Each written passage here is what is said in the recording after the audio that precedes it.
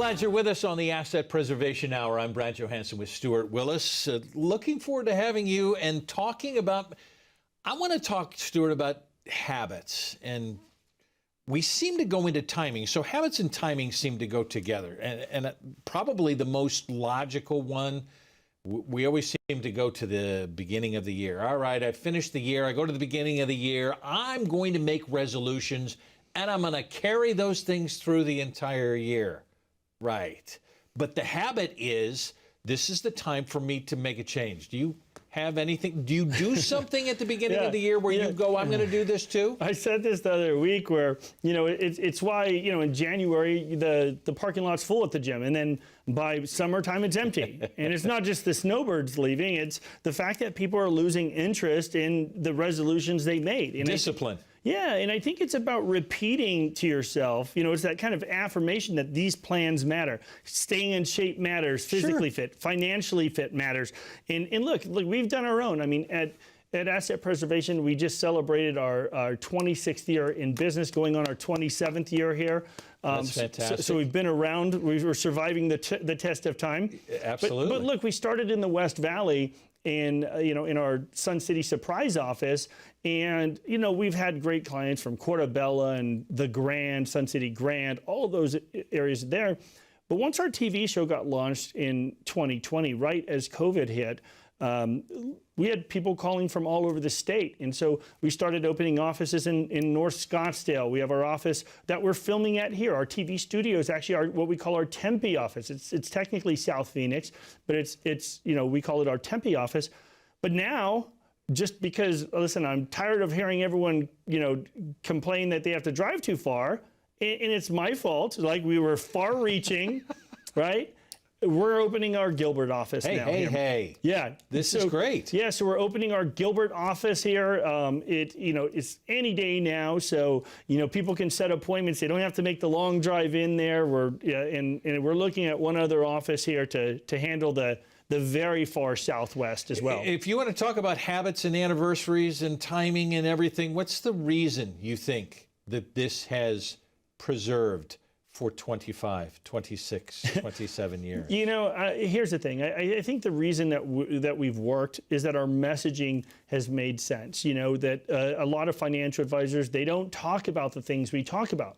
They believe that the responsibilities begin and end with just your portfolio, with your investments. And quite honestly, that's the beginning. And I think the one thing that we do differently is that, we provide a real plan that looks at everything. And I think when we're talking about New Year's resolutions, what you should do, if you really care about your finances, is to make sure you have a plan, a real plan, a financial plan that isn't just investments, that is a roadmap through your retirement. Because what happens all the time is people die with all this money in their IRAs and 401ks. They never get to use it for a couple reasons. Number one, they're worried about running out. They don't want to be, 90 years old and dependent on their kids. They want to know they're going to be fine. But what a real cash flow analysis does, it allows you to step up or step down your spending based on what it looks like in the future. Because if things start looking rough, Brad, we can basically say, hey, you know what? Our concern is based on these assumptions. You're going to be out of money at 90 years old. And so people can notch it down, sometimes $100, $200 a month or more. Well, you say when things are getting rough. We can take that back to 2023 when we're going into, the late summer months of August, September, October, and then things blow up in November and December. That becomes a timing question. So if I'm in the rough time and I go, you know what, I'm scared. I really haven't developed a plan, or at least I think I have a plan, but I'm scared. I want to be... money markets then become, money market, 4%, 5%, 5+? Yeah, in December, or even October, November, we had our Charles Schwab money market, our Schwab Value Advantage Fund was paying 5.24%. I mean, it's fantastic. It's one of the best money markets, in my opinion, on the planet. It's great. And there was a big just draw there, right? You're saying, Sure. hey, if I can make 5 1/4, that's more than I've made this year in the market, because at that point the market's It had been slightly down, depending on what your allocations look like. Conservative people got hit the hardest because as interest rates skyrocketed, bond values just got smoked over the last couple of years, especially the 7 to 20-year bonds just got annihilated. And so conservative people got penalized the most. So there's a huge enticement to go over to these money market funds. But here's the problem is people first and foremost need to understand their risk tolerance, because look, the reason they go to money markets is they get scared. They say, hey, I'm going to take this yield rather than taking the risk of the market and we're fine. Well, here's the thing. People first and foremost need to understand what their appetite for risk is, what their comfort level with risk is, because everybody knows you're supposed to buy low and sell high. But oftentimes people do just the opposite, because there's two main emotions that guide people when they invest. It's fear and it's greed. And everyone has a different balance inside of them in terms of whether the fear feeds in. For some people, if they're down 2 or 3 or 5%, they can't sleep at night. Oh my gosh, I can't. Got to get out. Some people shouldn't be in the stock market, right? There's other fixed instruments that should be for those people. And if you can't tolerate the market, then don't be in there, because what you don't want to do is see the market drop a little bit and then you sell out. And the opposite is true as well. A lot of people are taking way too much risk, and markets pull back. They do the wrong things, because look, let's look at last year, for example. Going from August through October, right, the market was terrible. It just 2-3 months of just solid down market. People were saying, hey, I'm done. I'm out of here. Well, it wasn't very deep, the drop. It was just long and kind of like the water torture of death over time, right? Yeah. And so they pulled over and they said, okay, you know what? I'm going to take advantage of these T-bills or these money market funds to make, 5 1/4%, which is attractive. But by doing that, they ended up, missing November and December, which were fantastic. It made up the whole year. You talk about timing all the time, and you've kind of taken me through. Timing can be so costly in a really short period of time. Well, yeah, and look, if you listen to Warren Buffett, one of my idols, I think he's fantastic. And, we just lost Charlie Munger, his partner over at Berkshire Hathaway, God bless him, and, God rest his soul, great guys for the industry. But it's funny because Warren Buffett says, don't hire a financial advisor, just put your money into the S&P 500 and let it sit there. Well, understand, it's an interesting point, Brad, because he can do that, because if he loses 95% of his net worth, he's still going to be fine. But the question is, could you as a client handle the risk of losing 50, 60% of your value like we saw in 2000 or 2008? Maybe, maybe not. But let me show you, I have something I want to show you on the screen here that'll show you if you put your money into the S&P 500 over the last 20 years. So from 2003 to 2022, you invested $100,000 there and you just let it sit there. That $100,000 would turn into $647,854 if you leave it undisturbed. Okay, that's a 20-year advance. Right? All right. But here's the thing, Brad. I'll tell you this. Most people can't tolerate that risk. They couldn't just leave it there. Because I want to show you something else. If you just missed the best 5 individual days of that 20 years, you only have 409,182. If you miss the best 10 days, you have less than half of the return of the S&P 500 in 10 days. And of course, the next slide will show you it just keeps getting worse and worse and worse. And here's the thing. Let's do the math, Brad. If 10 days out of... So this is one every 2 weeks out of that 20 years? No, one every 2 years. Holy One every cow. 2 years. So one day every 2 years dictates almost half of the return of the S&P 500. Is that crazy? That's crazy. And here's the thing. I don't know when those 10 days are coming. Nobody does. And that's why pulling off to the side is a risk. You need to understand that you need to be in the risk level that you're comfortable with, not just in good times, but in bad times as well. Because once again, everybody's aggressive when the market's doing well, and everybody's conservative when it goes bad, right? Psychologically. But the best strategy is to be invested and stay invested over time at the risk level that you're comfortable with. The problem is people don't know what kind of risk they have in their portfolio. They don't know it until it crashes. And so what we do for our clients is we use a couple of different systems. Number one, we use Morningstar, of course, to tell a few different things, including risk. But we also use a system called Nitrogen, which basically tests your portfolios over history to say, hey, if 2008 happens again, what would your portfolio do? And is that within your comfort level? Yeah. Could you tolerate that much loss? Because, and I'll usually ask ahead of time, hey, how much loss are you comfortable with if it lost 50,000, 100,000? People have a pain threshold where it's too much. Yes. Right? And eventually what we do is we test it against all of those historical events. If COVID happens again, if 2022 happens again, what would happen to your portfolio? And what we see, like tons of times, most of the time, is people are taking way more risk than they understand. People clients are coming in and saying, hey, I'm risk tolerant, but until you do the math and you find out, are you okay with it? No. Then you're not risk tolerant. Here's the thing. You need to know what kind of risk you're comfortable with, and then you also need to know what kind of risk you're actually taking. Not what kind of risk you think you're taking. What kind of risk are you actually taking? And if you're curious, if you want to get a second opinion on what kind of risk you're actually taking inside your portfolio, and you want to make your own resolution to take action and get a second opinion, we're offering an absolutely free portfolio review and risk review. We'll take a look, but you have to take action. If you pick up your phone right now, don't wait till tomorrow. Take action today. Pick up your phone, click on that QR code. It'll take you to assetpreservation.com, or if you give us a call at 833-602-7526 for the first 15 callers this week, we're absolutely swamped. We will absolutely give you a free portfolio review. No cost, no catch. It's just like a first date to see if we're a good fit for each other. And in that first date, you'll find out what kind of risk you're taking. I mean, why would you turn that down? I mean, especially at this time when you're wondering whether or not I actually understand where my risk is and how tolerant I am and whether or not I actually need to change the plan. Maybe it's time for a second opinion. 833-602-7526, completely free. Scan the QR code. It takes us to assetpreservation.com.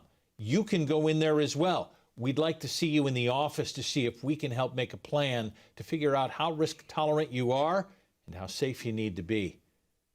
833-602-7526. When we come back, maybe you need to look at some options. Maybe you're approaching. Maybe you're in. We talk about this as a retirement red zone. You need to have your options. We'll talk about those when we come back. We know the market is going to get worse from here. This is the biggest monthly decline in 10 years. People's 401ks took a major hit. Well, my investments are tanking. My retirement isn't going as planned. I can't believe I let my kid talk me into buying crypto. I mean, what is that anyway? This was the fourth worst contraction in history. So how are you two doing? Your financial future doesn't have to be uncertain. I'm Stewart Willis with Asset Preservation Wealth and Tax. If you have amassed a nest egg, it's time for a financial advisor to help you reach your retirement goals. We are in one of the greatest tax windows in history, so it makes sense to take advantage of this tax discount while you can with your partners in retirement. All of our expert advisors, CPAs, and enrolled agents are fiduciaries that specialize in retirement planning, tax mitigation, estate planning, and more. Plan your retirement right. Call right now for your own complimentary portfolio review and tax analysis. So glad you're with us on Asset Preservation Hour. Brad Johansen along with Stewart Willis. We are talking kind of about habits, about changing, about timing. And now we need to know about options. Maybe you're in that red zone. Stewart, maybe you can kind of tell us where that red zone is, approaching retirement, in retirement, and trying to figure out what options are there as we get to that spot. Yeah, I mean, I think, oftentimes we talk about all of these different strategies for, diversification and tax planning and so forth. And people just feel helpless because they say, hey, I'm still working and all of my money is in my IRAs or my 401ks or my thrift savings plans at work. And they feel confined, like they have to retire to do something because they can't take their money out. Well, when we say you need to know your options, one of those options for a lot of people is that if you're over 59 and a half, your 401k or your thrift savings plan, and even sometimes your deferred compensation plans, oftentimes allow you to do what they call an in-service withdrawal, where you're allowed to withdraw money out of those funds, roll them over to an IRA, and have them professionally managed. And what that allows you to do is make sure that A, they're overlooked by a professional, but B, you can start doing some very, very advanced tax planning. You know, I'm telling you, at the end of the day, most people don't know their options, and you don't have to quit your job just to have your money professionally managed. Well, you said this as we were just talking about it, that this is some of the most advantageous time that we have seen in history when you're dealing with taxes. And no one seems to want to deal with taxes, or I had a guy before, he never talked to me about taxes. Why am I supposed to talk about them now? Well, you know what, here's the thing, is that when we talk about diversification, there's a few different things that we mean. One of them is the diversification of tax classes. Look, most people realize that a Roth IRA is better than a regular IRA. I think it's a foregone conclusion in most situations, because, you know, to understand a Roth, you first have to understand its counterpart. With an IRA or a 401k, you get a tax deduction for an IRA, or for a 401k or TSP, you don't have to pay income tax at the time that you're working, you know, instead of doing that. Because the idea is that if you were to put this money away tax deferred, the thought is that when you're retired, your income taxes will be lower. Now, that may or may not be true. Well, because remember, with a Roth, you don't get a tax deduction. So a lot of people don't do it because they see their tax bills go up. They get smaller paychecks. But here's the thing, the benefit about the Roth is that when you take that money out, all the growth, all the principal, everything is tax-free. Most people know that. What most people don't realize is that when they take money out of their regular 401k or IRA, that starts messing with your Social Security and your Medicare. So Social Security was never intended to be taxable. But in 1983, it became taxable for the first time. In 1993, it became more taxable. And what determines taxation on your Social Security is provisional income. That's all of your IRAs and 401ks and dividends, all of your other income added to 50% of Social Security. If you have more than $44,000 as a couple, then 85% of your benefit is taxable. Because look, even though the premise may have been true that your income is lower in retirement than it is while you're working, remember, for a lot of clients, the ones we see at least, as a married couple, we're seeing between $1 million and $2.5 million of Social Security benefit going to people. And what's happening is you were never told that by putting money away tax deferred, you've built up this tax time bomb, and you're going to start making Social Security taxable. That's why it's important to take advantage of the most efficient tax window in history. And that's where we are right now. I have a graphic I want to pull up to you. This is going to show you our taxes here. So right now, our taxes are in red here. And this was set back in the thresholds at the bottom were from 2017. They've been adjusted for inflation since. Okay. But the Tax Cut and Jobs Act in red here is going to sunset at the end of 2025. And if you're in that 22% bracket, it's going to revert back to 25 to 28%. The 24% bracket is going to be 28 to 33%. And that's where most of our clients are, between the 12 and the 24% bracket, right? And so here's the point. You need to take advantage of the most efficient tax window in history by having a tax plan, but also having a diversification of tax classes, because you want to be able to, what if you want to buy a boat, or you want to buy a vacation home, or if you want to buy a car or an air conditioner or whatever? What ends up happening is people have all this money tax deferred, and they realize that anytime they take money out of their IRA or 401k or thrift savings plan, they now pay penalties on Medicare or Social Security tax, and they just end up dying with all this money, never getting to enjoy it. You talk about diversification all the time. Why are there advisors out there, and there seem to be very few, that talk about multiple views within portfolio? Why is it? Yeah, I think most people, when they talk about diversification, they're talking about a diversification of investments, which is to make sure all your eggs aren't in one basket and they do different things. And we often see poor diversification strategies, even with other advisors. But when it comes to diversification of what we call perspectives, meaning multiple points of view, most financial advisors are the ones picking the funds themselves. And I ask you this one question: what if they're wrong? You're going to bet your whole life savings on that one human being being correct? It's a big gamble with your life savings, isn't it? And so at Asset Preservation, what we do differently is we have multiple points of view reflected in our portfolio. So we have an algorithm money manager. We have, a great guy named David Young out of Newport Beach. We have one of the biggest money managers in the world that Suitability doesn't like me to name by name. And some people don't like them as a money manager because they're so big. But the point is that we have multiple points of view. And they're, no matter how smart they are, none of them are right all the time. They're going to miss it every once in a while. Our algorithm money manager, for example, had a fantastic 5 or 6 year run, and then they were terrible in 2022. Absolutely horrible. But the point I'm making is that when people are with a financial advisor, what if they have that bad year with your life savings? You're willing to risk all of that? It's just a big risk. So you need to have a diversification of perspectives. And the reason most financial advisors don't do it is they don't want to pay out of their portion of the funds for a money manager. They want to, if they can do it down the hall with a guy that, some of our local firms here have in-house money managers that are down the hall. But once again, what if they're wrong? Because they can pay these guys, and look, these guys make good money. They're making $200,000, $300,000, $400,000 a year, right? These money managers. But once again, what if they're wrong? And a lot of firms have that guy down the hall.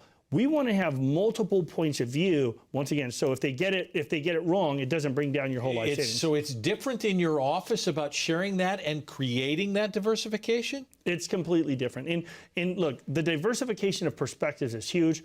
But also, remember, when I talked about a diversification of tax classes, you need to have multiple tax classes there. And most financial advisors are prohibited, Brad, from giving tax advice. They're not allowed to. The big box firms don't allow their advisors to even talk about tax. They say, hey, because it costs them money. Well, or maybe they don't want the liability. I mean, look, I don't like having 4 year-round CPAs and enrolled agents on my staff. It's expensive. But you know what? I'm telling you, for the first decade of my career, it feels like I was faking it because I never talked about tax. But after delivering thousands of tax returns to my client, I realized the amazing impact that could be had on your portfolio, on your retirement, by just planning out taxes.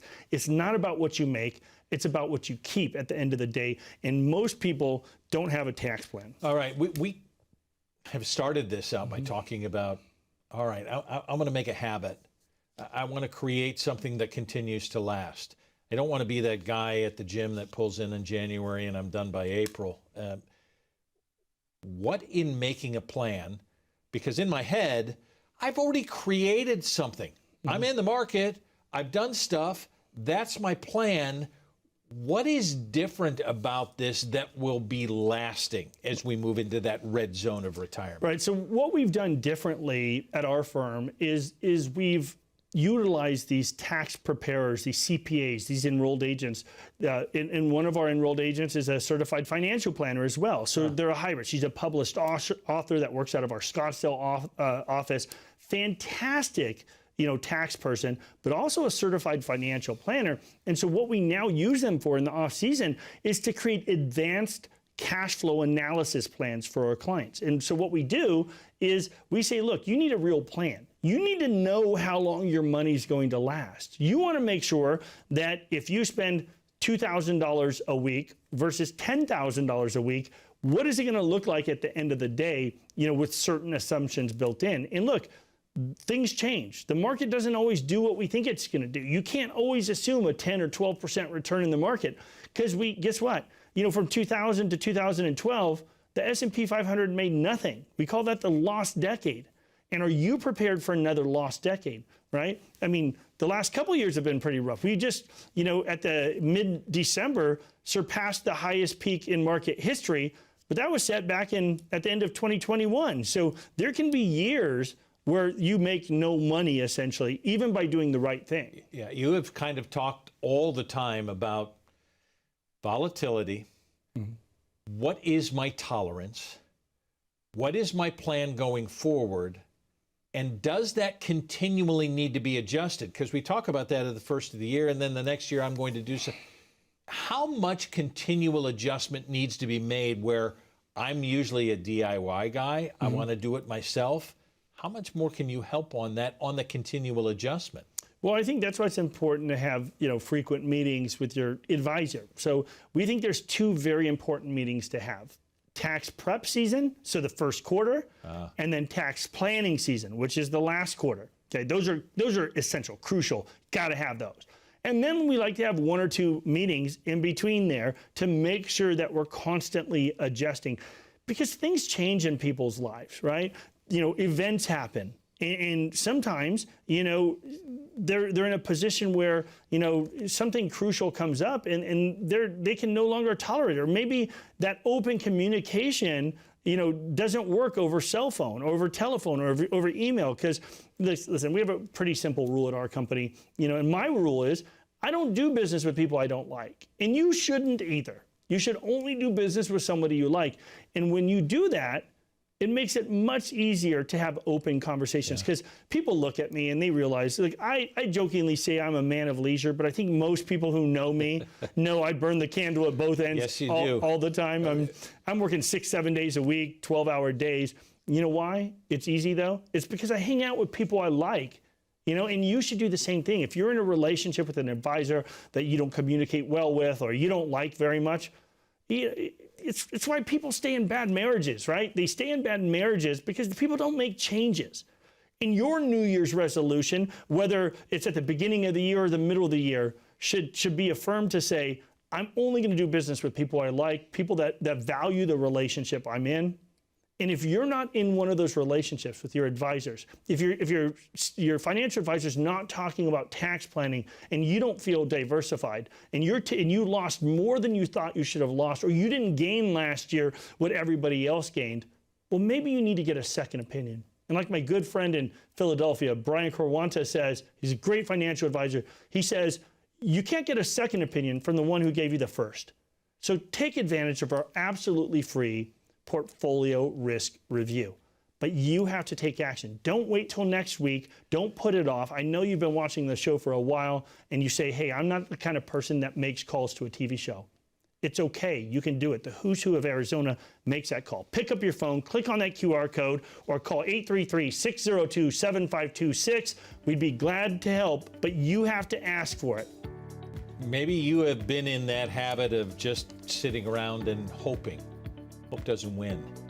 Math wins. Take advantage of this free offer right now. 833-602-7526, or the QR code on your screen sends us to our website. We're so glad you're with us. Appreciate you. Let's make it a great year. Until next time, thanks for joining us.